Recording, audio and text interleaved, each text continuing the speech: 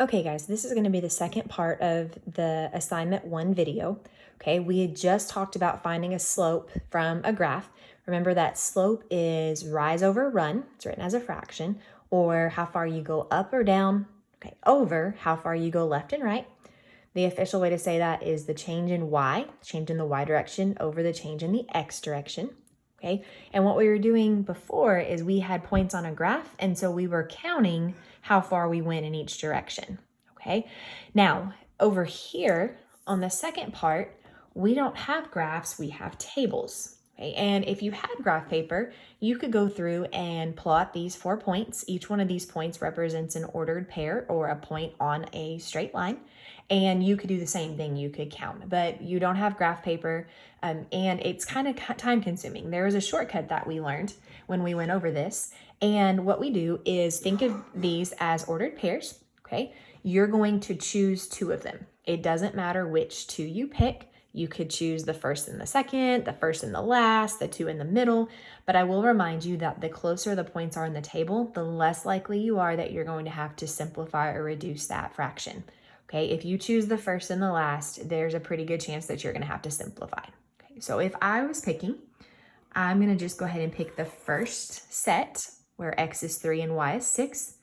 And I'll go ahead and choose the second one where x is 4 and y is 5. Okay, and then I'm going to set this up as a ratio or as a fraction. Okay, I'm going to find the change or the difference in my y's, which means I'm going to subtract. Okay, and you're always going to do the y's first. The y's are always on the top.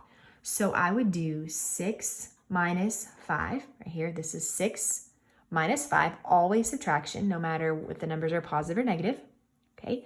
And if I do 6 minus 5, then I'd have to do 3 minus 4, okay? 6 minus 5 is going to give me positive 1.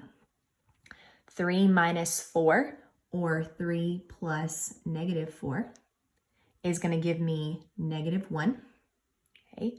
To simplify that, okay, the negative sign, if it's a positive and a negative, the negative sign is going to come out front, okay? And then 1 over 1, which is just going to simplify to negative 1. So this table, or the line that it represents, has a slope of negative 1. If I had picked 2 different numbers, let's say I went ahead and I still picked the first one, but then I went ahead and picked the last point as well, okay? I'm still going to set it up as the y's, subtract the y's. So I would do 6 minus 3, 6 minus this 3 down here, okay?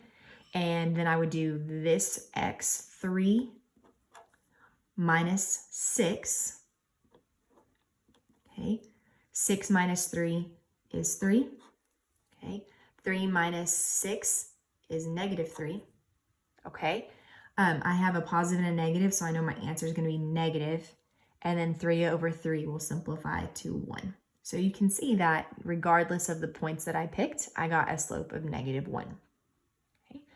If we look at the second example, okay, this time I'm going to choose the 2 in the middle, just for fun. Okay, setting it up the same way, I'm going to subtract my y's first. So in this case, it would be 6 minus 3, okay, for my numerator. My denominator, now I'm going to be really careful because I have some negative signs in this problem. I'm going to start with negative 2 minus, and then negative 4. Okay, it's subtraction, but then this is a negative 4. Okay, now 6 minus 3 is going to give me 3. Okay. And here, remember when we do subtract a negative, if we do keep the first number, this subtraction turns to addition, and then we change the negative 4 to its opposite, okay? And the opposite of negative 4 is positive 4, okay? So this negative 2 minus negative 4 turns into negative 2 plus 4. When I add a positive and a negative, they're going to battle, they're going to fight, okay? The positive number has the greater absolute value. So negative 2 plus 4 would give me positive 2. Okay, now, it is perfectly fine and actually appropriate to leave this as an improper fraction. So don't, even though up here we turn this into negative 1, that's just because anytime you have a 1 in the denominator, it can just be written as a whole number. But when I get 3 over 2, I want to leave that as an improper fraction. I don't want to turn it to a decimal. Okay. Once again, if I had chosen, let's say I chose the first and the last this time, again, okay, I would do 9 minus 0 for my numerator, subtract my y's, over subtracting my x's, which would be 0 minus, now once again, be careful, that's a negative 6. Okay, 9 minus 0 is 9. And 0 minus negative 6, remember, keep the first one, change subtraction to addition, and the opposite of negative 6 is positive 6. 0 plus 6 is 6, okay? Now, I can't leave this as 9 over 6. I have to simplify, so I can divide the top and the bottom by 3, because 3 goes into both 9 and 6. 9 divided by 3 is 3. 6 divided by 3 is 2. So, same slope. Okay. If you look at the practice problem, or the problem on your homework, number 7, I chose number 7.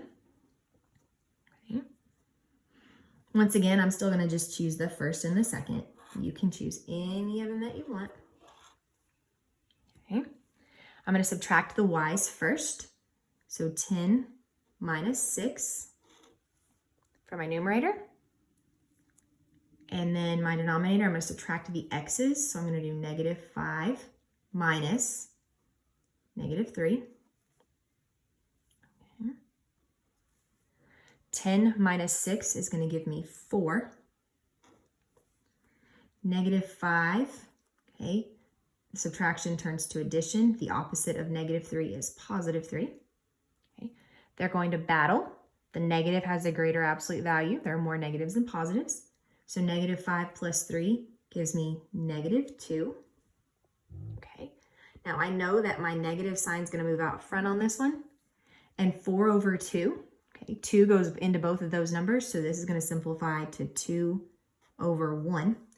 You can leave it like this. This would be okay because it's written as a fraction in simplest form. Or we can change it to just negative 2 because the 1 is in the denominator. Okay, guys, if you have any questions, just let me know. Thanks.